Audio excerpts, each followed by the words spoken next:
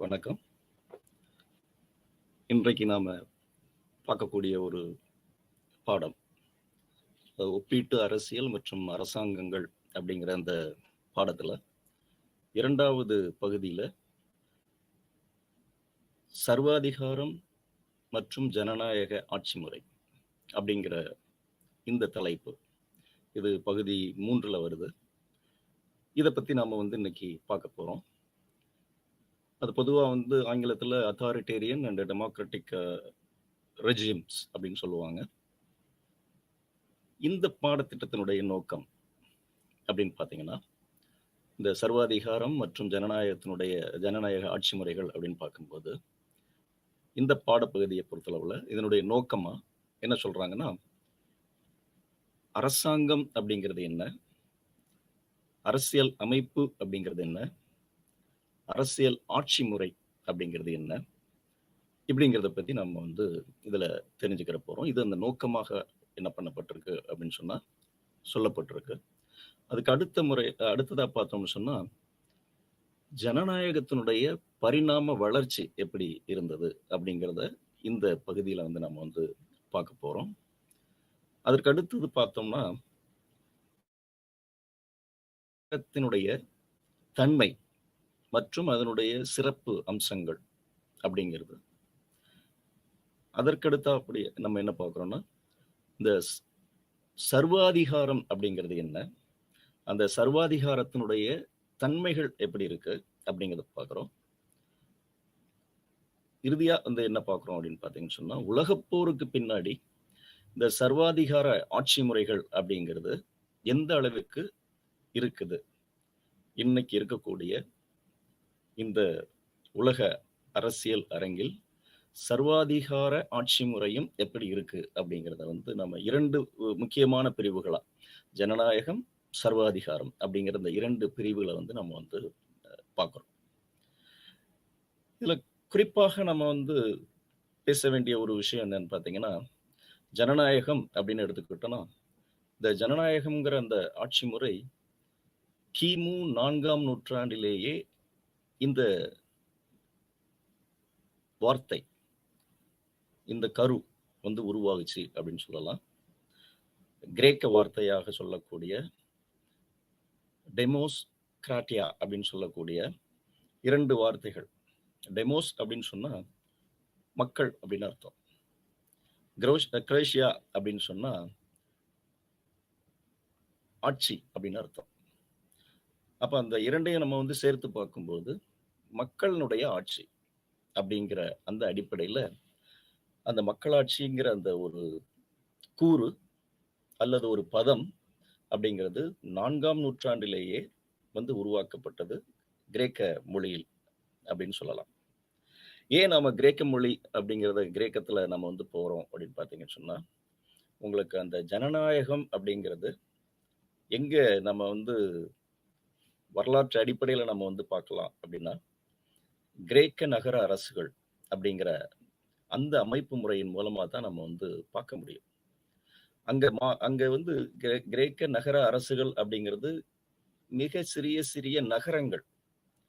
அந்த நகரங்கள்ல ஆட்சி முறைகள் நடந்திருக்கு.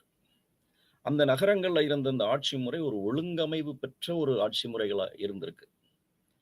அப்ப அதுல பார்த்தோம்னு சொன்னா மக்களாட்சி அப்படிங்கிற அந்த தத்துவம் உருவாகிருக்கு அப்படிங்கிறத சொல்றாங்க. இதுல குறிப்பா சொல்ல போனா அரிஸ்டாட்டில் என்ன பண்றாருன்னு பார்த்தீங்கன்னு சொன்னா, the classification of the constitutions அப்படின்னு கொண்டு வருவார். அரசியல் அமைப்புகள்ல எப்படி வகைப்படுத்தலாம் அப்படிங்கிறத 4ஆம் நூற்றாண்டிலேயே அவர் அதை ஆராய்ச்சி பண்ணி அதை என்ன பண்ணியிருக்கிறாருன்னு பார்த்தீங்கன்னு சொன்னா பகுத்திருக்கிறார், கிளாசிஃபை பண்ணியிருக்கிறாரு. அப்போ அதை பகுப்பாய்வு பண்ணும்போது அவர் எந்த அடிப்படையில் அதை பகுப்பாய்வு செய்கிறார் அப்படின்னு சொன்னா, வகைப்படுத்துகிறார் அப்படின்னு பார்த்தீங்கன்னு சொன்னா, ஒரு நபருடைய ஆட்சி முறை, சில நபருடைய ஆட்சி முறை, பல நபர்களுடைய ஆட்சி முறை, இந்த மாதிரி அவர் பார்க்கிறார். அந்த ஒரு நபருடைய ஆட்சி முறை எந்த மாதிரி நல்ல ஆட்சியா இருக்கு அப்படிங்கிறது. இந்த ஒருவருடைய அந்த ஆட்சி முறையே காலப்போக்குல வந்து அது ஒரு என்ன சொல்லலாம்? உங்களுக்கு வந்து வேற ஒரு சர்வாதிகார தன்மை கொண்ட ஒரு ஆட்சி முறையாக வந்து உருவாகிறதா? அப்படிங்கிறத வந்தும் அவர் என்ன பண்றாருன்னு பார்த்தீங்கன்னு சொன்னா, பிரிச்சு சொல்றாரு. 2வது பார்த்தீங்கன்னு சொன்னா, 2வது என்ன சொல்றாங்கன்னு பார்த்தீங்கன்னு சொன்னா, சிறு அதாவது சில அப்படின்னு. ஒன்று சொல்லும் பொழுது என்னன்னு பார்த்தீங்கன்னு சொன்னா, உங்களுக்கு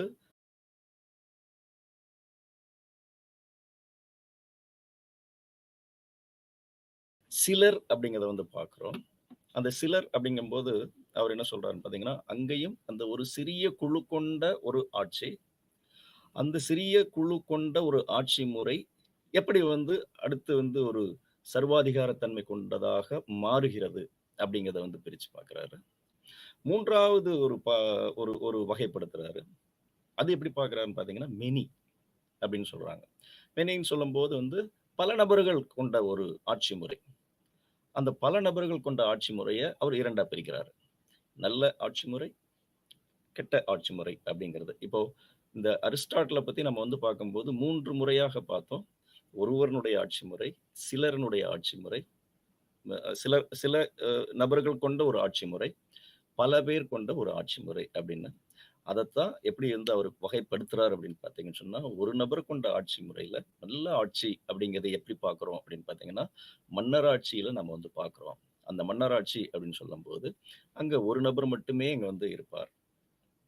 அது பாரம்பரிய அடிப்படையில வந்து அந்த ஆட்சி முறை வந்து உருவாகும் அப்படிங்கிறது. ஆனா, அவர் அதையே வந்து பல அரசியலமைப்பு சட்டங்கள் எல்லாம் வந்து தொகுத்து, அதை படித்து, அதை உற்று நோக்கி பார்க்கும்போது தான் அவர் என்ன சொல்றாருன்னு பார்த்தீங்கன்னா, இதுவே நீடித்து போய்க் கொண்டிருக்கும் பொழுது, அங்க சர்வாதிகார தன்மையும் வருவதற்குண்டான வாய்ப்பு உள்ளது. அதனால அதுக்கு ஒரு பெயர் வைக்கிறாரு. அதுதான் வந்து டிரனி அப்படின்னு சொல்லுவாங்க. கொடுங்கோல் ஆட்சி அப்படின்னு சொல்லுவாங்க.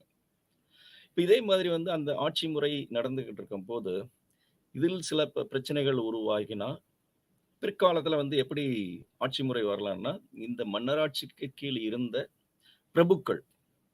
அந்த பிரபுக்கள் என்னவாகலாம் அப்படின்னு பார்த்தீங்கன்னு சொன்னா, ஒரு சிலர் கூடி அவங்க வந்து அந்த ஆட்சிய நடத்தலாம். அதத்தான் என்ன சொல்றாங்கன்னு பார்த்தீங்கன்னா, அரிஸ்டோகிராசின்னு சொல்லுவாங்க. பிரபுக்கள் ஆட்சி அப்படின்னு சொல்லுவாங்க.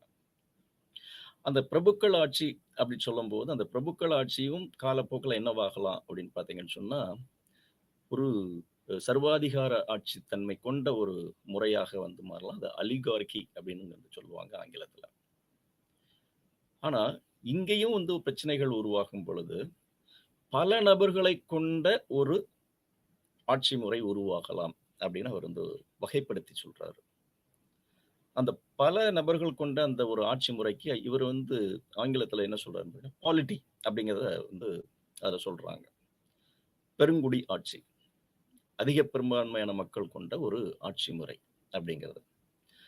ஆனா, அதனுடைய இறுதி வடிவம் இறுதி வடிவம் அப்படின்னு சொல்லும்போது, இது தவறான ஒரு நிலைக்கு தள்ளப்படும் பொழுது, ஒரு சர்வாதிகார ஒரு தன்மைக்கு வந்து செல்லும் பொழுது, அது எந்த மாதிரி ஒரு பெயர் பெறுகிறது அப்படிங்கிறது அவர் சொல்றாருன்னு பார்த்தீங்கன்னா, ஏறத்தாழ 4ஆம் நூற்றாண்டு, கிமு 4ஆம் நூற்றாண்ட பொறுத்தளவுல அவருடைய கணிப்புப்படி அவர் என்ன சொல்றாருன்னா, டெமோக்ரசி அப்படின்னு சொல்றாரு. ஜனநாயகம் அப்படின்னு சொல்றாரு.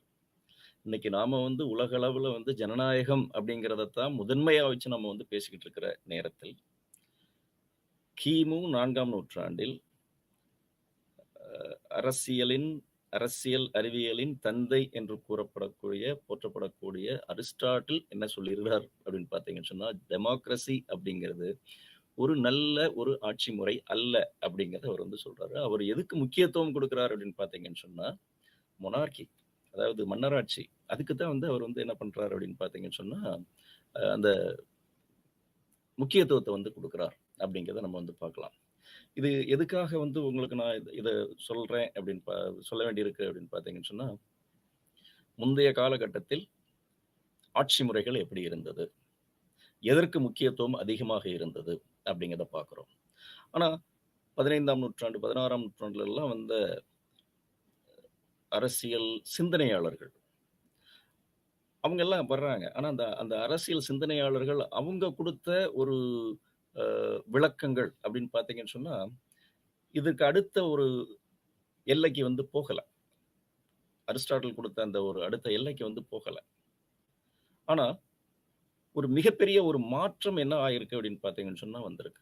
ஆட்சி முறைகள்ல ஒரு மிகப்பெரிய ஒரு மாற்றம் எப்போ உருவாயிருக்கு அப்படின்னு பார்த்தீங்கன்னு சொன்னா, பிரெஞ்சு புரட்சிய சொல்லலாம். அமெரிக்காவில் நடந்த அமெரிக்க அ உள்நாட்டு போர் மூலமாக எழுந்த புரட்சிகள சொல்லலாம். ரஷ்யாவுல நடந்த புரட்சிகள சொல்லலாம். இதெல்லாம் எந்த அடிப்படையில நம்ம வந்து ரஷ்யாங்கிறது வந்து 20ஆம் நூற்றாண்டு நம்ம வந்து எடுத்துக்கலாம்.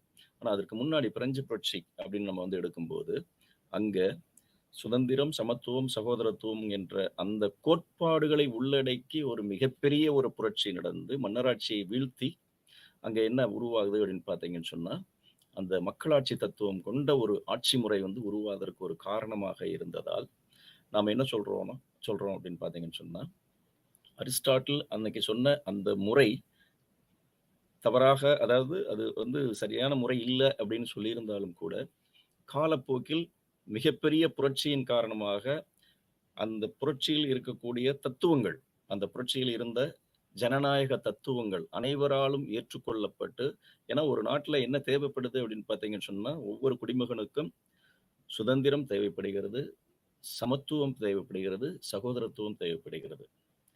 இந்த 3ஐயும் உள்ளடக்கிய ஒன்றுதான் நம்ம எத சொல்றோம்னு பார்த்தீங்கன்னு சொன்னா, ஜனநாயகம் அப்படிங்கிறத நம்ம வந்து சொல்றோம். அப்ப அந்த மாதிரியான ஒரு ஆட்சி முறை அப்படிங்கிறதுக்கு வந்து உலகளாவிய வரவேற்பு வந்து கிடைப்பதனால தான் உலக மக்கள் வந்து அதுக்கு வந்து முழுமையாக வந்து அதை ஏற்றுக்கொண்டிருக்காங்க.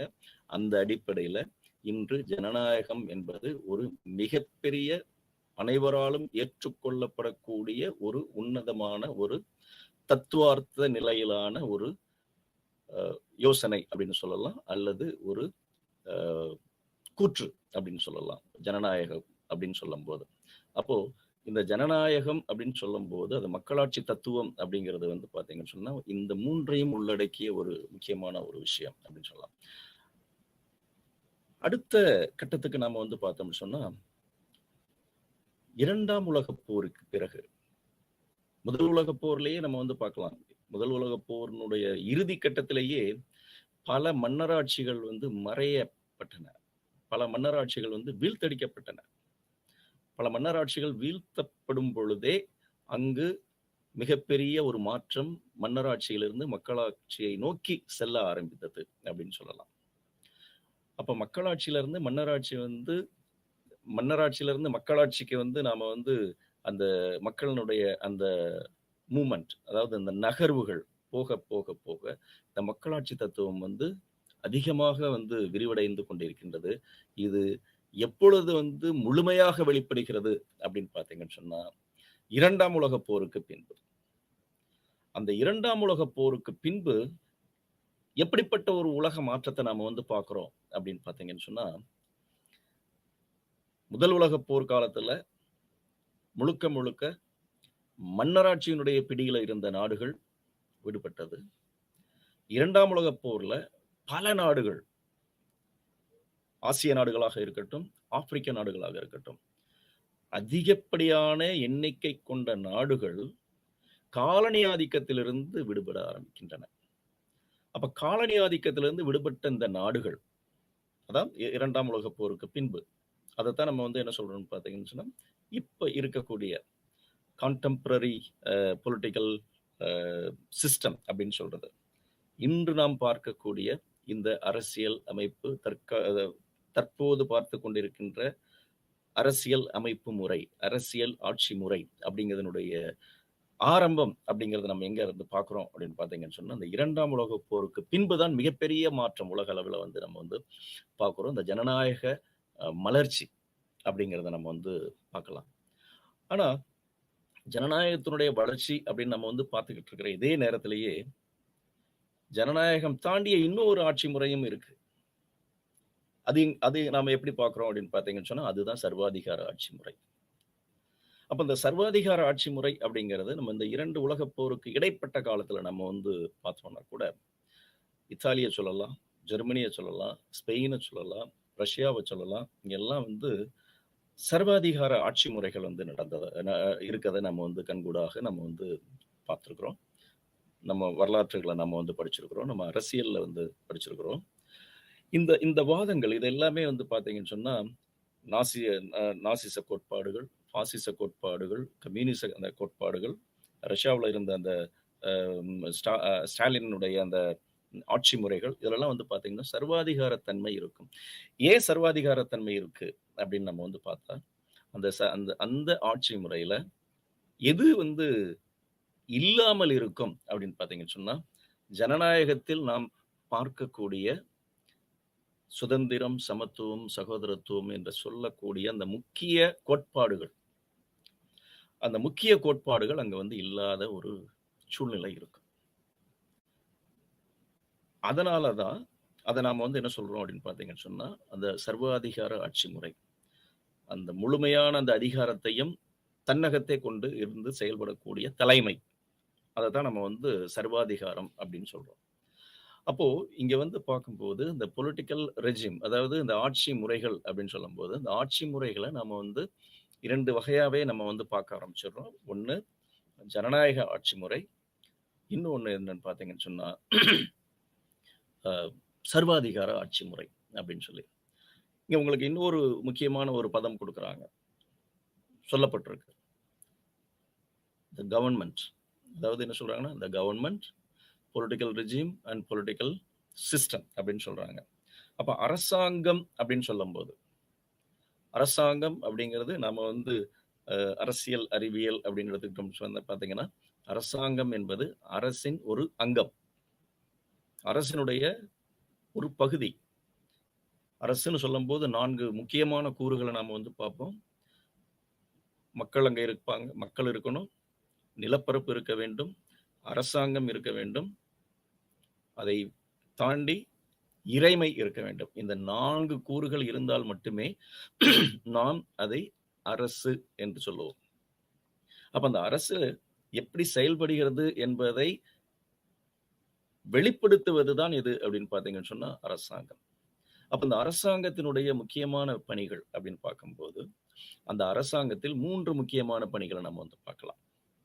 சட்டத்தை உருவாக்குவது, சட்டத்தை நடைமுறைப்படுத்துவது, சட்டத்தை பாதுகாப்பது.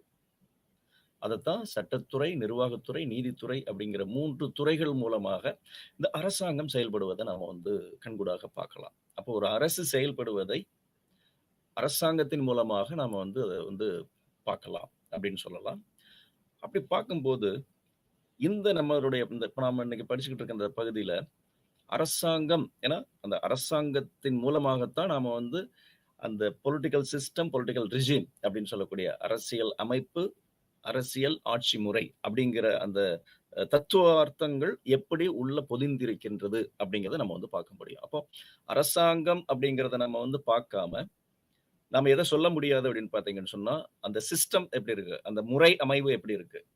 அந்த ரெஜிம் அப்படின்னு சொல்லக்கூடிய ஆட்சி முறை எப்படி இருக்கு? அப்படிங்கிறத நம்மளால வந்து சொல்ல முடியாது. ஸோ நீங்க வந்து பார்க்கும்போது, இந்த அரசாங்கம் அப்படின்னு சொல்லும்போது, இந்த அரசாங்கம் அப்படிங்கிறதுல நாம என்னென்னலாம் பார்க்க வேண்டியிருக்கு அப்படின்னா, இந்த அரசாங்கத்தில் யார் ஆட்சி செய்வது அப்படிங்கிறத பார்க்கிறோம் மொத. அவர் யார் அப்படிங்கிறது.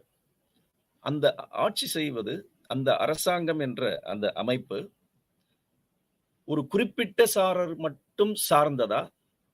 அல்லது பெரும்பான்மை மக்கள் சார்ந்ததா? அப்படிங்கிறத பார்க்கிறோம். 3வது என்ன பார்க்கிறோம் அப்படின்னு பார்த்தீங்கன்னு சொன்னா, இந்த அரசாங்கத்தில் அனைத்து மக்களும் பங்கு பெறுகிறார்களா? அப்படிங்கிறத பார்க்கிறோம். 4வது என்ன சொல்றோம் அப்படின்னு பார்த்தீங்கன்னு சொன்னா, இந்த அரசாங்கம் எவ்வாறு இணக்கம் பெற்றிருக்கின்றது? மக்களுடனும், இந்த அரசாங்க செயல்பாடுகளிலும் எத்தகைய இணக்கத்தை கொண்டுள்ளது? அப்படிங்கிறத பார்க்கிறோம். அந்த எத்தகைய இணக்கம் அப்படின்னு சொல்லும்போது, அங்க என்ன சொல்றாங்கன்னு பார்த்தீங்கன்னா, மக்களோடும், இந்த சமூகத்தோடும், அரசாங்கத்தோடும் இருக்கக்கூடிய இணக்கம் எந்த அடிப்படையில் உருவாகிறது? அப்படிங்கிறத எப்படியெல்லாம் சொல்றாங்க அப்படின்னு பார்த்தீங்கன்னா, கோயர்சன் அப்படின்னு சொல்லுவாங்க. ஒரு வற்புறுத்தலின் அடிப்படையில் இந்த உறவு அரசாங்கத்திற்கும் மக்களுக்கும் இடையில வந்து ஒரு வற்புறுத்தலின் அடிப்படையில் இந்த உறவுகள் வந்து இணக்கம் அப்படிங்கிறது வந்து ஏற்பட்டிருக்கா? அல்லது பார்கெய்னிங் அப்படின்னு சொல்லுவாங்க. பேரம் பேசுதல். ஒரு மக்களுக்கும் அரசாங்கத்துக்கும் இடையில வந்து ஒரு பேரம் பேசி வந்து இந்த இணக்கம் வந்து உருவாகியிருக்கிறதா? அல்லது ஒட்டுமொத்தமாக ஒருமித்த உணர்வு ஒருமித்த உணர்வு அதத்தான் என்ன சொல்லுவாங்கன்னா கன்சென்சஸ் அப்படின்னு சொல்லுவாங்க. அந்த ஒருமித்த உணர்வின் மூலமாக இந்த ஆட்சி முறை வந்து உருவாயிருக்கா? அல்லது காம்ப்ரமைஸ் அப்படின்னு சொல்லுவாங்க. சமரசத்தின் மூலமாக இந்த அரசாங்கம் உருவாயிருக்கிறதா? அப்படிங்கிறத பார்க்குறாங்க. அப்ப இந்த இந்த அடிப்படையில நம்ம வந்து பார்க்கும்போது, ஒரு அரசாங்கம் எத்தகைய முறையையும், எத்தகைய ஆட்சி முறையையும், எத்தகைய அரசியல் முறையும், எத்தகைய அரசியல் ஆட்சி முறையையும் கொண்டிருக்கிறது அப்படிங்கிறத, இந்த அரசாங்கத்தின் செயல்பாடு மூலமாக நம்ம என்ன பண்ணலாம்னு பார்த்தீங்கன்னு சொன்னா, அத பார்க்கலாம். அடுத்தது என்ன சொல்றாங்கன்னு பார்த்தீங்கன்னா, இந்த அரசியல் அதிகார ஆட்சி, அந்த ரெஜிம் அப்படின்னு சொல்றது, ஒரு இடத்திலிருந்து செயல்படுகிறதா? அல்லது அது பரவலாக்கப்பட்டிருக்கின்றதா? இந்த இடத்துல தான் நம்ம இன்னைக்கு பார்க்கும்போது சொல்லுவோம். ஒற்றையாட்சி முறை, கூட்டாட்சி முறை அப்படிங்கிறதெல்லாம் வந்து இது மூலமா தான் நம்ம வந்து பார்க்கிறோம். இதெல்லாம் அதில் இருக்கக்கூடிய அந்த தத்துவார்த்த இந்த முறைகள். அப்போ ஒரு அரசியல் அதிகார ஆட்சி, அந்த ரெஜிம் அப்படின்னு சொல்லக்கூடிய அந்த அரசியல் அதிகார ஆட்சிங்கிறது, ஒரு இடத்திலிருந்து அந்த ஆட்சி முறை பிறப்பிக்கப்படுகிறதா? அல்லது பிரிக்கப்பட்டிருக்கின்றதா? அத டீசென்ட்ரலைசேஷன் அப்படின்னு கூட நம்ம வந்து சொல்லலாம். இன்னைக்கு நம்ம நாட்டுல வந்து பல மாநிலங்கள நம்ம வந்து சொல்றோம். சுவிட்சர்லாந்து அப்படின்னு எடுத்துக்கிட்டோம்னு சொன்னா, அங்க கான்டான்ஸ் அப்படின்னு சொல்லுவாங்க. அந்த மாநிலங்கள் மாதிரி. அமெரிக்காவ வந்து பார்த்தீங்கன்னு சொன்னா, அது ஒரு ஃபெடரல் ஸ்டேட். ஒரு கூட்டாட்சி ஆட்சி அரசு. அந்த கூட்டாட்சி அரசியல் அங்க வந்து 50 ரிப்பப்ளிக்ஸ் அப்படின்னு சொல்லக்கூடிய 50 பகுதிகள் நம்ம வந்து ரிப்பப்ளிக்ஸா வந்து குடியரசுகளா நம்ம வந்து பார்க்கலாம். அப்ப அந்த மாதிரி அந்த அதிகாரங்கள் வந்து பிரிக்கப்பட்டிருக்கிறதா? அல்லது இங்கிலாந்துல நம்ம வந்து பார்க்கிறது மாதிரி ஒற்றையாட்சியா, ஒரே இடத்துல இருந்து தான் அந்த அதிகாரங்கள் வந்து போயிருக்கு அப்படிங்கிறத வந்து ஏன்னா இங்கிலாந்தை பொறுத்தளவுல நம்ம வந்து சொல்றோம் அப்படின்னு பார்த்தீங்கன்னு சொன்னா, இங்கிலாந்து அப்படிங்கிறது இந்த யுனைடெட் கிங்டம் அப்படின்னு சொல்லுவாங்க. அந்த இங்கிலாந்து அப்படின்னு சொல்லக்கூடிய மிகப்பெரிய அந்த ஒரு நிலப்பகுதி, நார்தர்ன் அயர்லாண்டுன்னு சொல்லக்கூடிய ஒரு பகுதி, ஸ்காட்லாண்டுங்கிற ஒரு பகுதி, வேல்ஸ் அப்படிங்கிற ஒரு பகுதி. இது எல்லாத்தையும் சேர்த்து தான் நம்ம வந்து என்ன சொல்றோம் அப்படின்னு பார்த்தீங்கன்னு சொன்னா, யுனைடெட் கிங்டம் அப்படின்னு சொல்றோம். ஆனா இந்த அத்தனை பகுதிகளாக இருந்தாலும் அது முழுமையாக ஒருங்கிணைக்கப்பட்டு ஒரு இடத்திலிருந்து மட்டுமே அந்த அதிகாரம் செலுத்தப்படுகிறது. அதனால தான் அத வந்து ஒற்றையாட்சி அப்படின்னு நம்ம வந்து சொல்றோம். அப்ப அத மாதிரி இங்க வந்து பார்க்கும்போது ஒரு அதிகார அரசியல் ஆட்சி, அரசியல் அதிகார ஆட்சி, அந்த பொலிட்டிக்கல் ரெஜிம் அப்படின்னு சொல்லக்கூடிய அது எந்த மாதிரி வந்து அந்த அதிகாரம் வந்து ஒரு இடத்திலிருந்து செல்லப்படுகிறதா அல்லது பரவலாக்கப்பட்டு செயல்படுகிறதா அப்படிங்கிறத வந்து பார்க்கிறோம். அடுத்ததா இந்த அரசாங்கம் செயல்படும் போது எந்த மாதிரியான ஒரு இயங்குமுறை, ஒரு இயக்க முறை, அத மெக்கானிசம் அப்படின்னு சொல்றது. எந்த மாதிரியான ஒரு இயக்க முறை வந்து செயல்படுத்தப்படுகிறது அப்படிங்கிறத வந்து பார்த்தும் நாம என்ன சொல்லலாம்னு பார்த்தீங்கன்னா, இந்த ஆட்சி முறை எப்படி இருக்கு? அல்லது இந்த அரசியல் அமைப்பு முறை எப்படி இருக்கு? அப்படிங்கிறத நம்ம வந்து சொல்லலாம். இப்ப குறிப்பா வந்து சொல்றோம்னா, செக்ஸ் அண்ட் பேலன்சஸ் அப்படின்னு சொல்லுவாங்க. தடைகளும் சமன்படுத்தலும் அப்படிங்கிற ஒரு முறை அமெரிக்காவுல வந்து சொல்லுவாங்க. மான்டெஸ்கியூ அவர் தான் வந்து அந்த செப்பரேஷன் ஆஃப் பவர்ஸ், அதாவது அதிகார பிரிவினை கோட்பாடு அப்படிங்கிற ஒரு கோட்பாட வந்து உருவாக்குனார். அங்க என்னன்னு பார்த்தீங்கன்னு சொன்னா, சட்டத்துறை, நிர்வாகத்துறை, நீதித்துறை அப்படின்னு சொல்லக்கூடிய இந்த 3 துறைகளுமே தனித்தனியாக செயல்படும். ஆனால் முழுமையாக அத வந்து என்ன பண்ண முடியாதுன்னு பார்த்தீங்கன்னு சொன்னா, அத அவங்க அந்த செயல்படக்கூடிய அந்த செயல்பாட்ட வந்து நிறைவேற்ற முடியாது. சட்டத்துறை செயல்படும் பொழுது, சட்டத்துறை வந்து அந்த அதிகார வரம்பை மீறி செயல்பட்டால், மற்ற 2 துறைகளும் என்ன பண்ணும் அப்படின்னு பார்த்தீங்கன்னு சொன்னா, அத கட்டுப்படுத்தும். அல்லது 2 துறைகள் சேர்ந்து ஒரு சட்டத்தை வந்து வெளியே கொண்டு வரணும் அப்படின்னு சொன்னா, சட்டத்தை செயல்படுத்த வேண்டும் என்று நினைத்தால், அடுத்த துறை என்ன பண்ணும் அப்படின்னு பார்த்தீங்கன்னு சொன்னா, உங்களுக்கு உதாரணத்துக்கு சொல்லணும் அப்படின்னு பார்த்தீங்கன்னு சொன்னா, ஒரு சட்டம் நிறைவேற்றப்படுகிறது சட்டமன்றத்துல. ஆனால் அதை நீதிமன்றம் தடுக்கலாம். ஜுடிஷியல் ரிவ்யூ அப்படின்னு சொல்லுவாங்க. அந்த நீதிமன்றம் வந்து நீதி புனராய்வு அப்படிங்கிற அடிப்படையில. ஒரு நீதித்துறை தவறாக அந்த அரசியலமைப்பு சட்டத்திற்கு புறம்பாக செயல்படுகிறது என்றால், இந்த சட்டத்துறையும், நிர்வாகத்துறையும் சேர்ந்து ஒரு சட்டத்தை உருவாக்கி, அந்த நீதித்துறையினுடைய செயல்பாட்டையே என்ன பண்ணலாம் அப்படின்னு பார்த்தீங்கன்னு சொன்னா, நிறுத்தலாம். சட்டத்துறையும், நீதித்துறையும் சேர்ந்து செயல்பட்டுக் கொண்டிருக்கின்ற நேரத்தில், சட்டத்திற்கு புறம்பாக அது செயல்படுவது போல் தெரிந்தால், நிர்வாகத்துறை அதை தடுத்து நிறுத்தலாம். வீட்டோ அப்படிங்கிற மாதிரி என்ன பண்ணலாம்னு பார்த்தீங்கன்னு சொன்னா, எனக்கு வீட்டோ அதாவது மறுப்பாணை அதிகாரம், ஜனாதிபதிக்கு இருக்கக்கூடிய அந்த மறுப்பாணை அதிகாரம் அப்படிங்கிறது மூலமா. அப்போ எந்த மாதிரியான மெக்கானிசம், எந்த மாதிரியான ஒரு இயக்க முறை, அந்த முறைகள் மூலமாக இந்த ஆட்சி முறை செயல்படுகிறது அப்படிங்கிறது. அப்போ நம்ம இன்னைக்கு பார்க்கக்கூடிய இந்த அரசியலமைப்பு சட்டத்துல, உதாரணமாக இந்திய அரசியலமைப்பு சட்டத்தை எடுத்துக்கிட்டா கூட, அரசியலமைப்பு சட்டம் தான் வலியது. நாம் சொல்லக்கூடிய சட்டத்துறை, நிர்வாகத்துறை, நீதித்துறை அனைத்துமே எதற்கு உட்பட்டு செயல்படக்கூடிய ஒரு அம்சம் அப்படின்னு எடுத்துக்கிட்டீங்கன்னு சொன்னா, முழுக்க முழுக்க அது அரசியலமைப்பிற்கு உட்பட்டே செயல்பட வேண்டும் அப்படிங்கிறது தான். அதனாலதான் உங்களுக்கு உச்ச நீதிமன்றம் என்பது அல்லது நீதித்துறை என்பது அரசியலமைப்பு சட்டத்தினுடைய பாதுகாவலர் அப்படிங்கிறத நம்ம சொல்றோம். அப்போ அடுத்ததா நம்ம எப்படி பார்க்கிறோம் அப்படின்னு பார்த்தீங்கன்னு சொன்னா, அரசாங்கம் எவ்வாறு அதிகாரம் பெறுகிறது, அரசாங்கம் செயல்படுகிறதுங்கிறத நம்ம பார்க்கிறோம். இது எப்படி இந்த அதிகாரத்தை பெறுகிறது அப்படிங்கிறத பார்க்கும்போது, இது எல்லாம் இப்ப நம்ம சொல்லிக்கிட்டு இருக்கிறது, நான் சொல்லிக்கிட்டு இருக்கிறதுலயே நீங்க என்ன பண்ணிடலாம்னு பார்த்தீங்கன்னு சொன்னா, பொலிட்டிக்கல் ரெஜிம்ங்கிறது என்னது, பொலிட்டிக்கல் சிஸ்டம்ங்கிறது என்னது, அரசியல் ஆட்சி முறை அப்படிங்கிறது என்னது, அரசியல் அமைப்பு முறை அப்படிங்கிறது என்னங்கிறத நீங்க அப்படி தெரிஞ்சுட்டு வந்துடலாம். எவ்வாறு அரசாங்க அதிகாரங்கள் பெறப்படுகிறது அப்படின்னு சொல்லும்போது, இது வெளிப்படையாகவே இந்த அதிகாரம் பெறப்படுகிறதா, அல்லது போட்டி அடிப்படையில், எலெக்ஷன்ஸ் போட்டி அடிப்படையில் இது இந்த அதிகாரம் பெறப்படுகிறதா, அல்லது தனி நபர்னுடைய அதிகாரம் கொண்டதா, தனிநபர்னுடைய அதிகாரம் கொண்டதா அப்படிங்கிறத வச்சும் நாம் இந்த இரண்டையும் நம்ம பிரிச்சு பார்க்க முடியும். அடுத்து என்ன சொல்றாங்கன்னா, இந்த அரசாங்கம் அப்படின்னு சொல்லும்போது, அரசுக்கும் குடிமக்களுக்கும் உள்ள உறவு எப்படிப்பட்டது, அரசுக்கும் குடிமக்களுக்கும் உள்ள உறவு எப்படிப்பட்டது அப்படிங்கிறத இந்த இந்த இது சொல்லுது. இதன் மூலமாகவும் நம்ம தெரிஞ்சுக்கலாம். அப்போ இந்த அரசுக்கும் குடிமக்களுக்கும் உள்ள உறவு என்ன அப்படிங்கிறது எந்த அடிப்படையில நம்ம பார்ப்போம் அப்படின்னு பார்த்தீங்கன்னு சொன்னா, மக்களுக்கு கொடுக்கப்பட்டிருக்கின்ற உரிமைகள், அதை வச்சுதான் இது ஜனநாயகமா அல்லது சர்வாதிகாரமா என்பதை நம்ம பார்க்க முடியும். அதே மாதிரி அரசுக்கு உண்டான பொறுப்புகள், எப்படிப்பட்ட பொறுப்புகளை அரசு கொண்டிருக்கின்றது.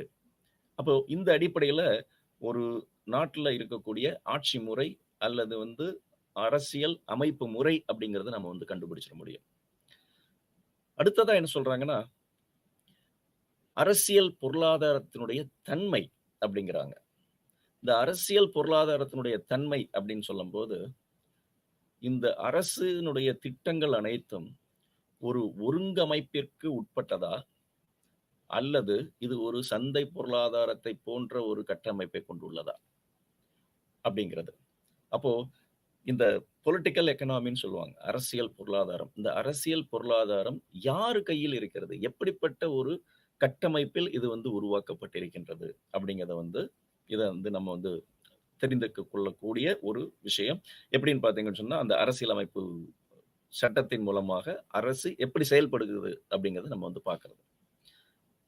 அடுத்தது என்ன சொல்றாங்கன்னா, எத்தகைய எல்லைக்குள் இந்த ஆட்சி முறை செயல்படுகிறது, இது வரையறுக்கப்பட்ட ஒரு எல்லைக்குள் இது இருக்கிறதா, அல்லது அந்த வரையறுக்கப்பட்ட எல்லையை தாண்டி செயல்படுகிறதா.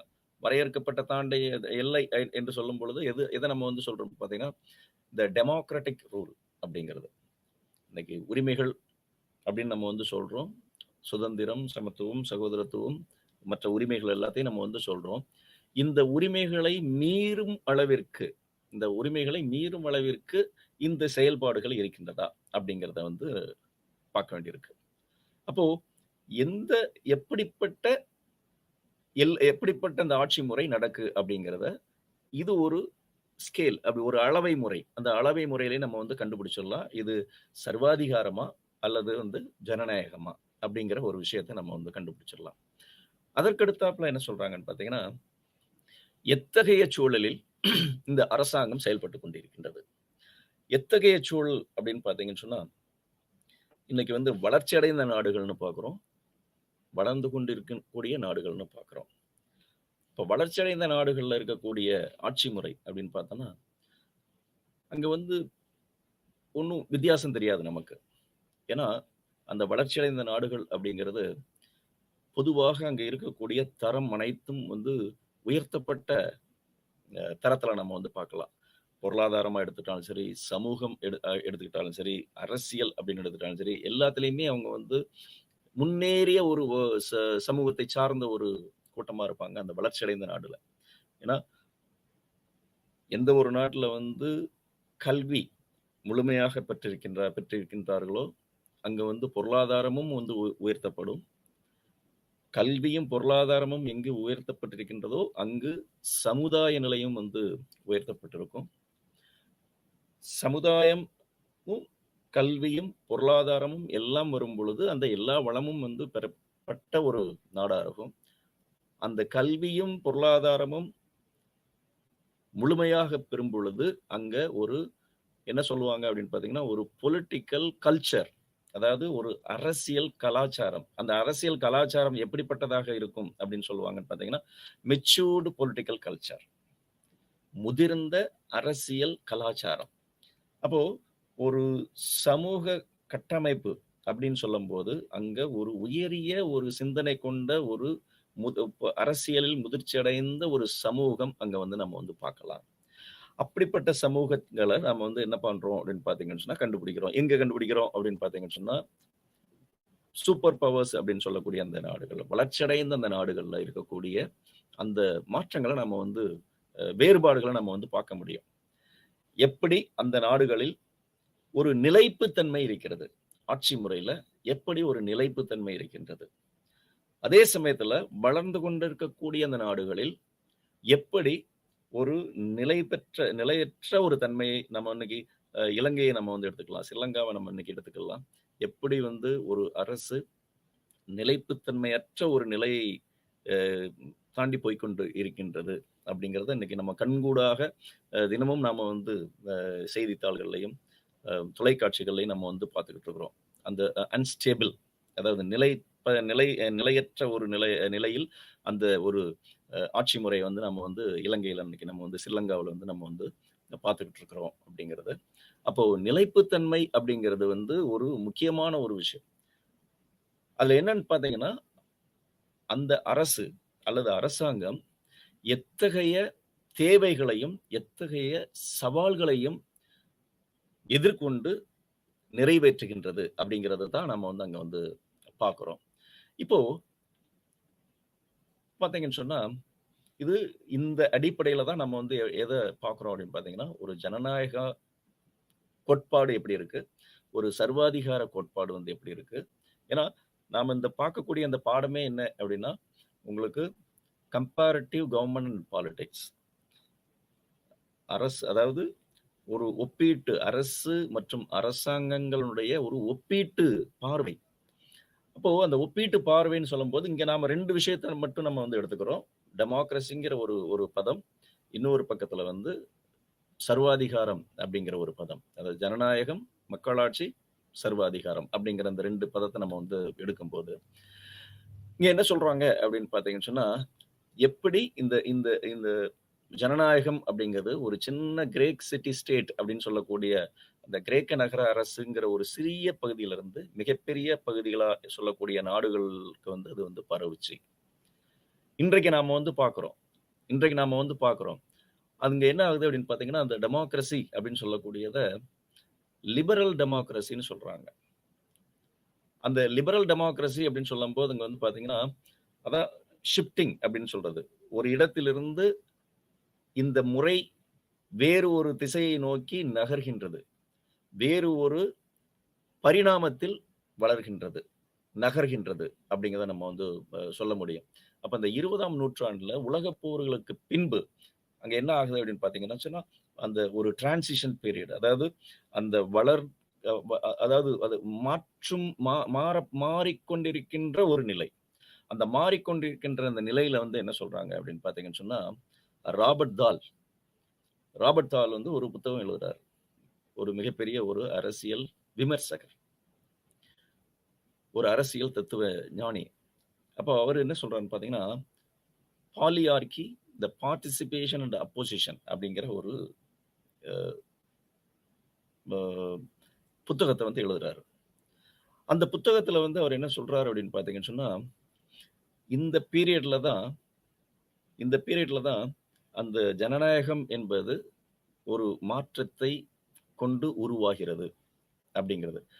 எங்க மன்னராட்சி முறையிலிருந்து கொஞ்சம் கொஞ்சமாக மாற்றமடைந்து வருகிறது. அப்ப அங்க வந்து மொனார்கி அப்படிங்கிற ஒரு பதத்திலிருந்து பாலி ஒன்று என்றதிலிருந்து பல அப்படிங்கிற ஒரு பரிணாமம் அப்படிங்கிறது வந்து உருவாகிறது. மொனார்கி என்று சொல்வது ஒருவர் ஆட்சி செய்யக்கூடிய முறை. பாலியார்கி அப்படின்னு சொல்வது வந்து பலர் ஆட்சி செய்யக்கூடிய ஒரு முறை. அப்ப அங்க என்ன சொல்றாங்கன்னு பார்த்தீங்கன்னா, அந்த பாலியார்கில மக்கள் எப்படி பங்கு பெறுகிறார்கள், அங்கு எவ்வாறு அங்க வந்து சவால்களும் உருவாகிறது அப்படிங்கிறது மூலமா வந்து அவர் வந்து சொல்றாரு. இப்போ பார்த்தீங்கன்னு சொன்னா, டெவலப்டு கண்ட்ரீஸ், அந்த வளர்ச்சியடைந்த அந்த நாடுகள்ல, இந்த வளர்ச்சியடைந்த நாடுகள்ல தான் அவர் வந்து அந்த எப்படி வந்து இது டெவலப் ஆகியிருக்குங்கிறத பார்க்கிறாரு.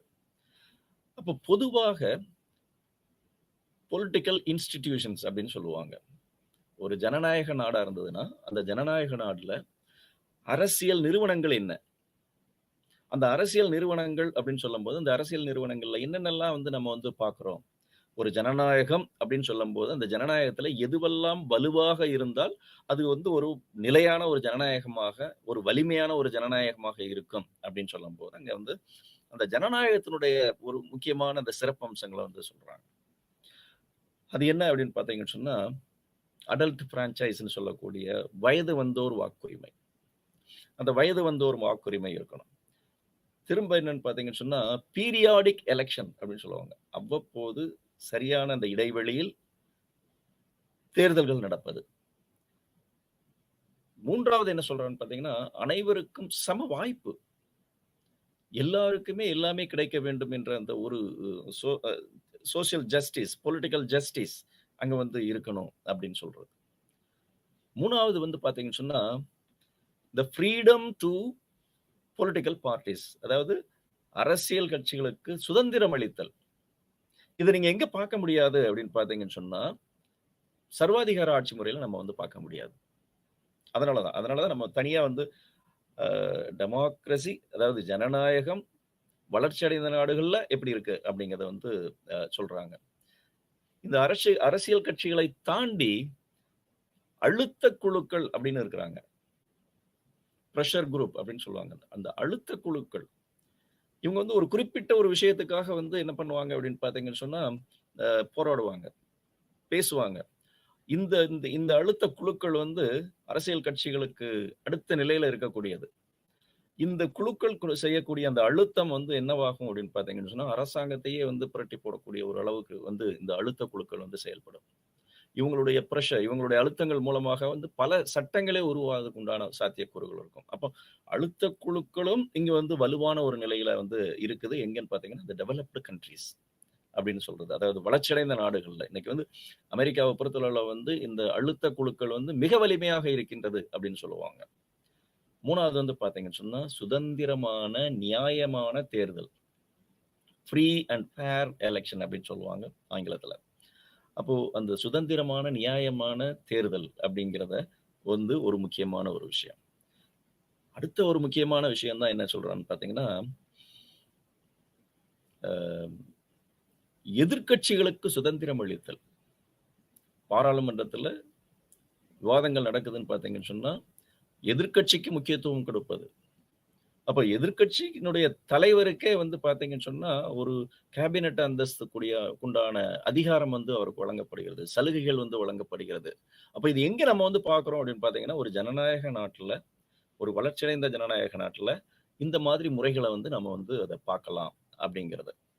இப்ப இந்த இதுவுமே கூட ஜனநாயக ஆட்சி முறையிலயுமே கூட 2 விதமா வந்து சொல்றாங்க. அந்த வளர்ச்சியடைந்த ஜனநாயக நாட்டிலேயே 2 விதமான ஜனநாயக ஆட்சி முறைய பார்க்கலாம் அப்படின்னு சொல்றாங்க. ஒண்ணு வந்து என்னன்னு பார்த்தீங்கன்னா, மெஜாரிட்டி டெமோக்ராட்டிக் ரெஜிம் அப்படின்னு சொல்லி, அதாவது பெரும்பான்மையான ஜனநாயக ஆட்சி முறை அப்படின்னு சொல்றாங்க. இது எங்க அப்படின்னு பார்த்தீங்கன்னா, இங்கிலாந்த பொறுத்தளவுல, இங்கிலாந்துல வெஸ்ட்மினிஸ்டர் மாடல்ன்னு சொல்லுவாங்க. வெஸ்ட்மினிஸ்டர் மாதிரி அப்படின்னு சொல்லுவாங்க. இந்த இந்த இத பொறுத்தளவுல வந்து பார்த்தீங்கன்னா, அதிகமா இந்த இந்த இந்த மாதிரிய வந்து பின்பற்றக்கூடிய இந்த நாடுகள், ஜனநாயகம் தான். இதை பின்பற்றக்கூடிய நாடுகள்ல ஒற்றை கட்சியும் பார்க்கலாம். ஒற்றை ஆட்சி முறைய வந்து பார்க்கலாம். அ குவாசி ஃபெடரல்ன்னு சொல்லுவாங்க. அரைகுறை கூட்டாட்சி அப்படின்னு சொல்லுவாங்க. அதே மாதிரி வந்து பார்த்தீங்கன்னா, அ சட்டத்துறையினுடைய இறைமை அப்படின்னு சொல்லுவாங்க. சுப்ரீமேசி ஆஃப் லெஜிஸ்லேச்சர் அல்லது லெஜிஸ்லேட்டிவ் சுப்ரீமேசி அப்படின்னு சொல்லுவாங்க. சட்டத்துறைக்கு முழுமையான இறைமை இருக்கக்கூடிய ஒரு அமைப்பு முறை கொண்டது அப்படிங்கிறது. இது இங்கிலாந்தினுடைய அ ஆட்சி முறைய வந்து நம்ம வந்து பார்க்கலாம். அதை சார்ந்து நியூசிலாந்து அப்படிங்கிற நாட்டுல இருக்குது. கனடாவுல இருக்குது. ஆஸ்திரேலியா நாடு இது இதெல்லாம் பின்பற்றுது. அதே மாதிரி இன்னொரு பக்கத்துல வந்து பார்த்தீங்கன்னா, பாப்புலிஸ்ட் டெமோக்ராட்டிக் ரெஜிம் அப்படின்னு ஒண்ணு சொல்றாங்க. இந்த பாப்புலிஸ்ட் டெமோக்ராட்டிக் ரெஜிம் அப்படின்னு சொல்லும்போது, இந்த பாப்புலிஸ்ட் டெமோக்ராட்டிக் ரெஜிம்ல என்ன சொல்றாங்க அப்படின்னு பார்த்தீங்கன்னு சொன்னா, இது முழுக்க முழுக்க வந்து மக்கள் வந்து அதிகமா முழுமையாகவே மக்களினுடைய ஆதிக்கம் கொண்டது. வெஸ்ட்மினிஸ்டர் மாடல்ல நீங்க வந்து பார்த்தீங்கன்னா, ஒரு எலைட் பீப்பிள்ன்னு சொல்லக்கூடிய முதுகுழாம். அங்க பிரபுக்கள் சபையே ஒண்ணு உண்டு. அந்த பிரபுக்கள் சபை வந்து பாரம்பரியமாக இருக்கக்கூடிய அந்த நபர்கள நம்ம வந்து பார்க்கலாம். ஆனால், இந்த பாப்புலிஸ்ட் டெமோக்ராட்டிக் ரெஜிம் அப்படின்னு சொல்லக்கூடிய முழுமையாகவே மக்களால் அமையப்பெற்ற அந்த ஜனநாயக முறையில வந்து பார்த்தீங்கன்னு சொன்னா, அனைத்து மக்களுமே, அனைவருமே பிரதிநிதிகளாகத்தான் வருகிறார்களே ஒழிய, ஒரு பாரம்பரியம் சார்ந்த ஒரு பிரதிநிதி அப்படிங்கிறத நம்ம வந்து பார்க்க முடியாது. இதுக்கு இன்னொரு பேரும் என்ன சொல்லுவாங்கன்னா, யுஎஸ் மாடல்னு சொல்லுவாங்க. யுஎஸ் மாடல் அப்படிங்கிறது வந்து அமெரிக்க மாதிரி அப்படின்னு சொல்லுவாங்க. இந்த நாட்டுல வந்து அந்த செப்பரேஷன் ஆஃப் பவர்ன்னு சொல்லக்கூடிய அதிகார பிரிவினைய பார்க்கலாம். இருக்கட்சி முறைய பார்க்கலாம். அம் அதே மாதிரி வந்து கூட்டாட்சி முறை நம்ம வந்து பார்க்கலாம். இது எந்த மாதிரியான நாட்டுல வந்து நம்ம வந்து பார்க்குறோம் அப்படின்னு பார்த்தீங்கன்னு சொன்னா, நெதர்லாந்து அப்படின்னு சொல்லக்கூடிய அந்த அ பகுதியில நெதர்லாந்து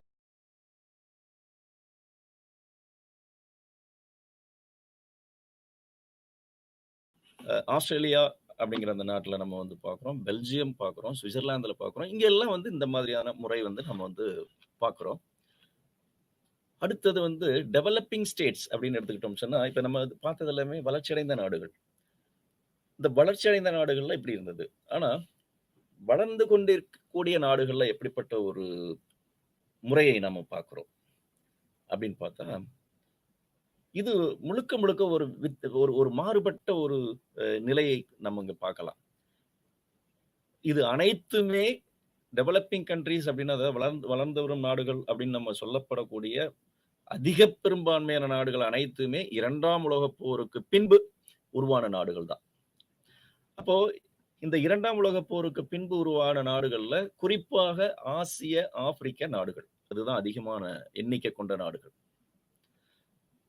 இன்னும் வந்து சொல்லலாம் லாட்டின் அமெரிக்கன் நாடுகள்னு வந்து சொல்லுவாங்க. லத்தீன் அமெரிக்க நாடுகள்னு தென் அமெரிக்காவுல இருக்கக்கூடிய அந்த நாடுகள். ஆனா, அதிகப்படியான நாடுகள் நம்ம எங்க பார்க்கிறோம் அப்படின்னு பார்த்தீங்கன்னா, ஆசிய, ஆப்பிரிக்க கண்டங்களில் இருக்கக்கூடிய அந்த நாடுகள். இந்த நாடுகள் அனைத்துமே எப்படி எங்கிருந்து வெளிய வந்தது அப்படின்னு பார்த்தீங்கன்னா, காலனி ஆதிக்க பிடியிலிருந்து வெளிய வந்தது.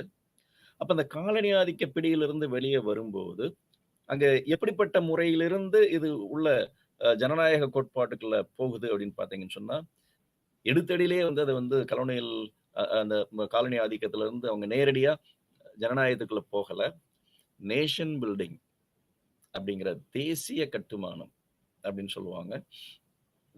தேசியம் அப்படிங்கிறது வந்து உருவாகி, அந்த நேஷன் பில்டிங் அப்படின்னு சொல்லக்கூடியது வந்து ஸ்டேட் பில்டிங். அரசு அப்படிங்கிற அடிப்படையில, ஒரு நாடு அப்படிங்கிற அடிப்படையில, தேசத்தின் அடிப்படையில உருவாகி, தேசிய உணர்வுகள் மூலமாக உருவாகி, அது ஒரு அரசு அப்படிங்கிற அடிப்படையில வந்து உருவாகி, அதுக்கு அடுத்து தான் நம்ம எங்க வர்றோம் அப்படின்னு பார்த்தீங்கன்னு சொன்னா, அந்த ஜனநாயக கோட்பாட்டுக்குள்ள வந்து உள்ள வர்றோம் அப்படிங்கிறத வந்து சொல்றாங்க. ஆனா, அதனால தான் இங்க வந்து இந்த ஜனநாயக முறை வளர்ச்சியடைந்த நாடுகள்ல நம்ம வந்து பார்க்கிறது வேற மாதிரி இருந்தது. அங்க வந்து எப்படி நம்ம வந்து பார்க்க முடியல அப்படின்னு பார்த்தீங்கன்னு சொன்னா, அதிகமா அத்தாரிட்டேரியன் அதாவது சர்வாதிகார ஆட்சி முறைங்கிறத வந்து பார்க்க முடியல. ஆனா, இந்த டெவலப்பிங் கன்ட்ரீஸ்ன்னு சொல்லக்கூடிய அந்த வளர்ச்சி வ வ வளர்ந்து கொண்டிருக்கக்கூடிய இந்த நாடுகள்ல உள்ள விஷயங்கள நம்ம வந்து பார்க்கும்போது, இங்கு சில நாடுகளில் எந்த மாதிரியான முறை நம்ம பார்க்கிறோம் பார்த்தீங்கன்னா, சர்வாதிகாரத்தன்மை கொண்ட ஆட்சி முறைய நாங்க பார்க்கிறோம். சில நாடுகளில் ஜனநாயக ஆட்சி முறை இருக்கின்றது. ஜனநாயக ஆட்சி முறை இருக்கின்றது. ஆனால், அந்த ஜனநாயக முறையிலேயே சர்வாதிகாரத்தன்மை கொண்ட ஜனநாயக முறையும் இருக்கக்கூடிய நாடுகளையும் நம்ம இங்க வந்து என்ன பண்ணலாம் அப்படின்னு பார்த்தீங்கன்னு சொன்னா பார்க்கலாம். அப்போ இங்க வந்து குறிப்பாக சொல்லக்கூடிய மேஜர் அப்ஸ்டக்கிள்ஸ் அப்படின்னு சொல்லக்கூடியது. தடைகள் முக்கியமான அந்த தடைகள் அப்படின்னு பார்க்கும்போது, எந்த மாதிரியான தடைகள் இங்க வந்து இருக்கு அப்படின்னு சொல்றாங்கன்னா, மொழி பிரச்சனை, இனப்பிரச்சனை. அடுத்தும் பார்த்தீங்கன்னு சொன்னா, அம் மத பிரச்சனை, பிராந்தியங்கள். இன்னும் வந்து சொல்ல போனோம்னு சொன்னா, அ ட்ரைப்ஸ் அப்படின்னு சொல்லக்கூடிய நம்ம வந்து இன்னைக்கு வந்து பழங்குடியினர். அப்போ பழங்குடியினர சொல்லலாம். அந்த ட்ரைபல் ஏரியா பழங்குடியினருடைய வசிக்கக்கூடிய அந்த பகுதிகள சொல்லலாம். மதம் சார்ந்ததா சொல்லலாம், மொழி சார்ந்ததா சொல்லலாம், இனம் சார்ந்ததா சொல்லலாம். இந்த மாதிரியான அதிகப்படியான அம்சங்கள் ஆசிய, ஆப்பிரிக்க நாடுகளில் இருப்பதால், அங்க வந்து என்ன நம்ம வந்து பண்ண முடியல அப்படின்னு பார்த்தீங்கன்னு சொன்னா, வளர்ச்சியடைந்த நாடுகள்ல வந்து எவ்வளவு சீக்கிரத்துல அங்க வந்து டெவலப் ஆகி அதாவது வளர்ச்சியடைந்து போய்க்கிட்டு இருக்காங்களோ, அந்த ஒரு வளர்ச்சி முறையை வந்து இங்க வந்து போ முடியல. காரணம் உதாரணத்திற்கு இந்தியாவ நம்ம எடுத்துக்கிட்டோம் அப்படின்னு பார்த்தீங்கன்னா, பல மொழிகள், பல இனங்கள், பல அ பிராந்தியங்கள், பல மதங்கள், பல அ ட்ரைபல்ஸ் அதாவது பழங்குடியினர் அதிகம் பேர் இருக்கிறாங்க. ஒவ்வொரு பழங்குடியினருக்கும் ஒவ்வொரு தனிப்பட்ட சிறப்பம்சங்கள் இருக்கு. இந்த மாதிரி இருக்கும்போது, அவங்க அத்தன பேரையும் நம்ம வந்து திருப்திப்படுத்துவது என்பதுங்கிறது வந்து ஒரு மிகப்பெரிய ஒரு சவாலாக வந்து இருக்குது. அப்ப இப்படிப்பட்ட அந்த சவால்கள் நிறைந்த ஒரு விஷயத்த தான் நம்ம வந்து இந்த வளர்ச்சியடைந்த வளர்ச்சி அ வ் டெவலப்பிங் கன்ட்ரீஸ் அப்படின்னு சொல்லக்கூடிய வளர்ந்து வரும் நாடுகள்ல நம்ம வந்து பார்த்துக்கிட்டு இருக்கிறோம் அப்படிங்கிறத வந்து சொல்லலாம். அடுத்த ஒரு ஒரு முக்கியமான ஒரு விஷயம் என்ன அப்படின்னு பார்த்தீங்கன்னு சொன்னா, கிழக்கு மற்றும் தென்கிழக்கு ஆசிய நாடுகள். இந்த கிழக்கு மற்றும் தென்கிழக்கு ஆசிய நாடுகள்ல அது ஒரு வித்தியாசமான ஒரு முறைய பார்க்கலாம். அவங்க என்ன பண்றாங்கன்னு பார்த்தீங்கன்னு சொன்னா, அரசியல் நோக்குகள், அரசியல் குறிக்கோள்களை காட்டிலும் பொருளாதார குறிக்கோள்களில் அவங்க வந்து அதிகமா போறாங்க அப்படின்னு சொல்றாங்க. பொருளாதார வளர்ச்சிக்காக அங்க வந்து என்ன பண்றாங்கன்னு பார்த்தீங்கன்னா, அங்க பொருளாதாரத்திற்கு அதிகமான முக்கியத்துவம் கொடுக்கக்கூடிய ஒரு ஆட்சி முறையா இருக்கு. அரசியலுக்கு வந்து அவங்க அதிகமா வந்து குடுக்கல. அதுக்கு இன்னொரு காரணம் என்ன சொல்றாங்கன்னு பார்த்தீங்கன்னா, கிழக்கு மற்றும் தென்கிழக்கு ஆசிய நாடுகள்ல ஒரு முக்கியமான ஒரு கோட்பாட வந்து அவங்க பின்பற்றுறாங்கன்னு சொல்றாங்க. அந்த கோட்பாடு என்ன சொல்றான்னு பார்த்தீங்கன்னா, கன்ஃபூ கன்ஃப்யூசியஸ் கன்ஃப்யூசியன் வேல்யூஸ் அப்படின்னு சொல்றாங்க. கன்ஃப்யூசியஸினுடைய அந்த கோட்பாடுகளை, அவருடைய அந்த நெறிகளை பின்பற்றக்கூடிய அந்த நாடுகளாக இருக்கு. அந்த அந்த அந்த நாடுகளினுடைய அந்த அந்த கோட்பாடுகள், அந்த நெறிகள் அப்படிங்கிறது வந்து 3 விஷயத்த சொல்றாங்க. என்ன மாதிரியான விஷயங்கள வந்து அவங்க வந்து ஃபாலோ பண்றாங்க, அத பின்பற்றுறாங்க அப்படின்னு எடுத்துக்கிட்டீங்கன்னு சொன்னா, 1 விசுவாசம், அடுத்தது வந்து ஒழுக்கம், அடுத்து கடமை. இந்த 3யும் வந்து அவங்க வந்து எப்பயுமே வந்து ஃபாலோ பண்றாங்க. பின்பற்றுறாங்க.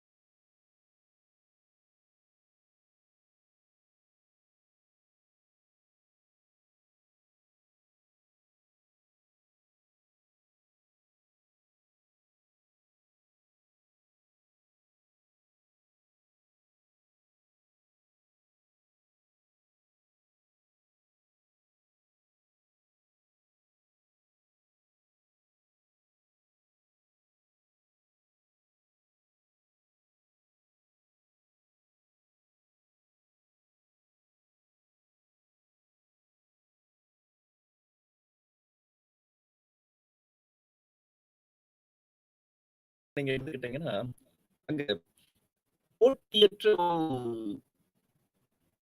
ஆட்சி முறை இருக்கு. அரசியல் கட்சி முறை. அந்த போட்டியற்ற ஒரு கட்சி ஏன்னா, அங்க வந்து நம்ம வந்து சிங்கிள் பார்ட்டி சிஸ்டம்னு சொல்லுவாங்க. அதாவது ஒற்றை ஆட்சி முறை. ஒற்றை கட்சி முறை. Single party system. ஒற்றை கட்சி முறை. ஒரு கட்சி முறை. அப்போ ஒரு கட்சி அங்க இருக்கும் பொழுது அங்க வந்து போட்டியே இல்ல.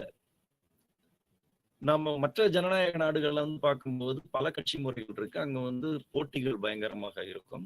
ஆனால் இங்க போட்டியற்ற ஒரு நிலையிலும் சீனாவில் இருக்கக்கூடிய ஒரு மிக முக்கியமான ஒரு சிறப்பம்சம் அரசியலமைப்பு முறையாக இருந்தாலும் சரி, ஆட்சி முறையாக இருந்தாலும் சரி, அங்க என்ன சொல்றாங்கன்னா, மற்ற நாடுகளை காட்டிலும் அதிகப்படியாக மக்கள் கலந்து கொள்ளக்கூடிய ஒரு ஆட்சி முறை அப்படின்னு சொல்றாங்க. அப்படின்னா அங்க வந்து வாக்குகள் வாக்களிக்கிறாங்கன்னா அனைவரும் வாக்களிக்கக்கூடிய ஒரு ஒரு நிலையில் வந்து அங்க இருக்கிறாங்க. அனைவரும் பங்கு பெறுகிறார்கள். அதான் பொலிட்டிக்கல் பார்ட்டிசிபேஷன் அப்படின்னு சொல்லுவாங்க. அரசியலில் பங்கெடுத்தல், அரசியல் பங்களிப்பு. அந்த அரசியலில் வந்து அவங்க வந்து ஒரு கட்சி முறையாக இருந்தாலும் கூட அங்கு அனைவரும் வந்து என்ன பண்றாங்கன்னு பாத்தீங்கன்னு சொன்னா அதுல வந்து பங்கெடுக்கிறாங்க அப்படின்னு சொல்லலாம். திரும்ப நாம வந்து மத்திய மத்திய ஆசியா அப்படின்னு நம்ம வந்து வந்து அங்க இருக்கக்கூடிய அந்த நாடுகள் எடுத்தோம் பார்த்தீங்கன்னா சொன்னா இஸ்லாமிக் கண்ட்ரிஸ், அதாவது இஸ்லாமிய நாடுகள். இந்த இஸ்லாமிய நாடுகள்லையும் வந்து பாத்தீங்கன்னா மன்னராட்சியும் பார்க்கலாம், மக்களாட்சியும் இருக்கு. ஆனால் இங்க இருக்கக்கூடிய இந்த ஆட்சிகள்ல மிக பலம் பொருந்திய ஒரு ஆட்சி முறை எதை பின்பற்றி இருக்கின்றது அப்படின்னு பாத்தீங்கன்னு சொன்னா மத கோட்பாடுகள். மத கோட்பாட்டிற்கு அதிக முக்கியத்துவம் கொடுக்கக்கூடிய ஒரு ஆட்சி முறையை நம்ம வந்து பார்க்கிறோம். அதனால மத கோட்பாடுகளை நம்ம வந்து பார்க்கும் பொழுது சில நாடுகளில் மனித உரிமைகள் அப்படின்னு சொல்லக்கூடிய சில உரிமைகள் என்ன பண்ணப்படுது அப்படின்னு பாத்தீங்கன்னு சொன்னா மறுக்கப்படுகின்றது. அப்போ இதை ஜனநாயகத்திலையும் நம்ம வந்து சேர்க்க முடியாது. ஆனால் மக்கள் அனைவருக்கும் எல்லாம் கிடைக்குது. ஆனா ஒரு சில விஷயங்களில் அவர்கள் அந்த சர்வாதிகாரத்தன்மை கொண்ட கோட்பாடுகளை அவர்கள் பின்பற்றுகிறார்கள் அப்படிங்கிறத வந்து நம்ம வந்து சொல்லலாம்.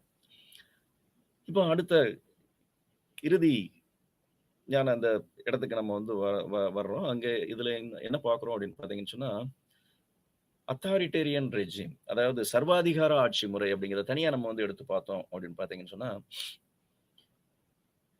எல்லா ஆட்சிக்குமே ஒரு நோக்கம் இருக்கும், அதை சென்று அடையக்கூடிய ஒரு பாதை இருக்கும். அந்த பாதையை பொறுத்து தான் நாம வந்து இது நல்ல ஆட்சியா அல்லது வந்து சர்வாதிகார ஆட்சியா அல்லது ஜனநாயகமா அல்லது சர்வாதிகாரமா அப்படிங்கிறத நம்ம வந்து பார்ப்போம். அப்போ அங்க நம்ம எப்படி பார்க்கிறோம் அப்படின்னு பாத்தீங்கன்னு சொன்னா இந்த சென்றடையக்கூடிய அந்த வழிமுறையை வைத்து தான் நம்ம என்ன பார்க்கிறோம் அப்படின்னு பாத்தீங்கன்னு சொன்னா இங்க இது சர்வாதிகாரமா அல்லது ஜனநாயகமா அப்படிங்கிறத பார்க்கிறோம். பொதுவா என்ன சொல்றாங்கன்னா சர்வாதிகார ஆட்சி முறையில அங்க வந்து எதிர்ப்பு என்பதே இருக்க முடியாது.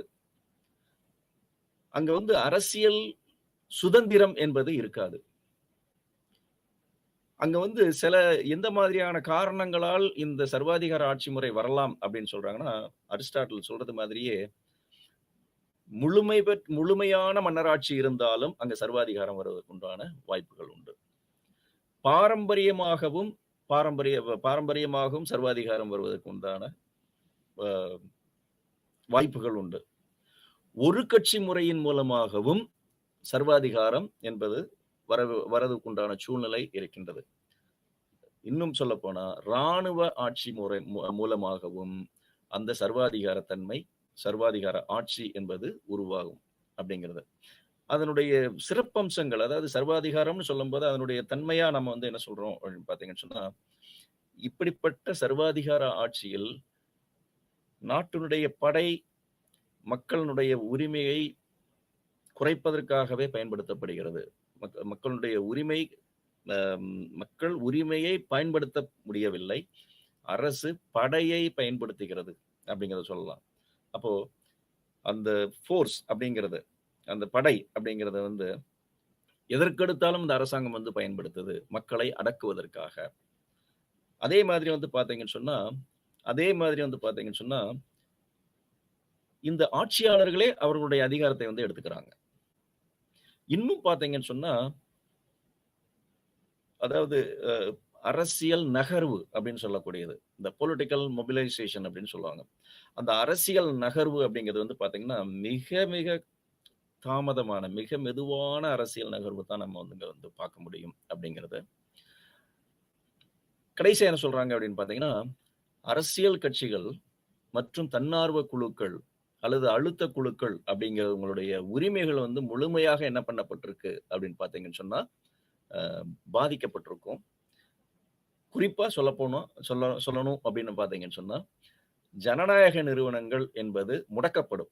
சர்வாதிகார ஆட்சி என்று எடுத்துக்கொண்டாலே, அந்த சர்வாதிகார ஆட்சியில் அ ஜனநாயக நிறுவனங்கள் என்று கூறப்படக்கூடிய அந்த முழுமையாக சுதந்திரமாக செயல்படக்கூடிய அந்த நிறுவனங்கள் முழுமையாக முடக்கப்படும் என்பது வந்து ரொம்ப ரொம்ப தெளிவா நம்ம வந்து தெரிஞ்சுக்கலாம். ஆராய்ச்சியாளர்கள பொறுத்தளவுல அவங்க என்ன சொல்றாங்க அப்படின்னு பார்த்தீங்கன்னா, அந்த மிலிட்டரி ரெஜிம் அப்படின்னு சொல்லக்கூடிய ராணுவ ஆட்சி முறை அப்படின்னு சொல்லும்போது, ஏறத்தாழ அதிகமான நாடுகள், ஆசியா, ஆப்பிரிக்கா நாடுகள்ல இருக்கக்கூடிய பல நாடுகள்ல மக்கள் தொகை 10,00,000க்கும் கீழ் இருக்கக்கூடிய நாடுகள்ல இன்றளவிலும் அங்க எப்படிப்பட்ட ஒரு ஆட்சி முறை இருக்கு அப்படிங்கிறத சொல்றாங்க அப்படின்னு பார்த்தீங்கன்னு சொன்னா, சர்வாதிகார ஆட்சி முறை, மிலிட்டரி ரெஜிம் அப்படிங்கிறது.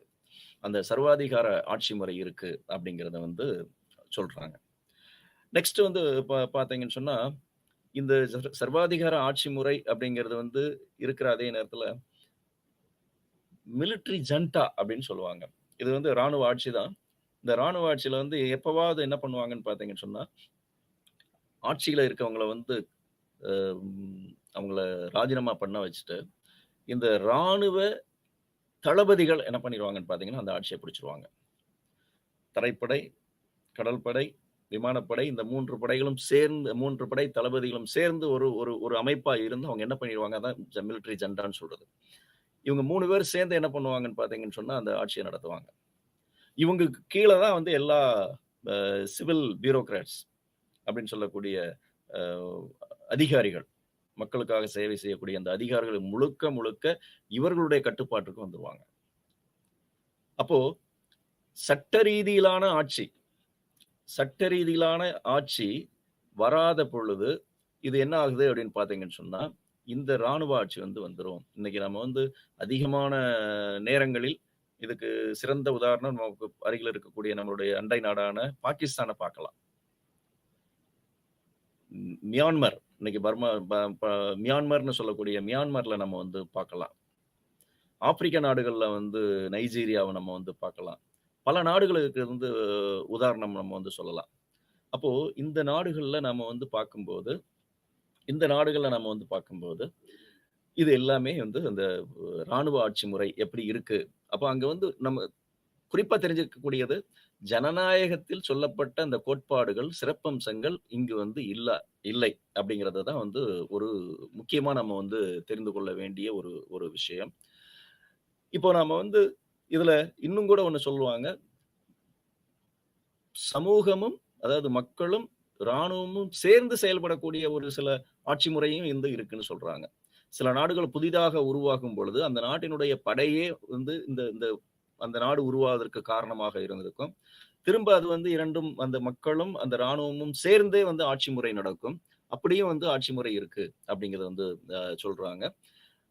இப்போ நாம வந்து பார்த்தீங்கன்னு சொன்னா, உங்களுடைய இன்னைக்கு நாம வந்து பார்த்த எல்லாமே அதாவது ஜனநாயகமும், சர்வாதிகார ஆட்சி முறையும் எப்படி வந்து இந்த அரசாங்கம் செயல்படுவதன் மூலமாக நாம வந்து தெரிஞ்சுக்கலாம் அப்படிங்கிற இத வந்து நம்ம வந்து முழுமையா இன்னைக்கு வந்து நம்ம வந்து பார்த்திருக்கோம்.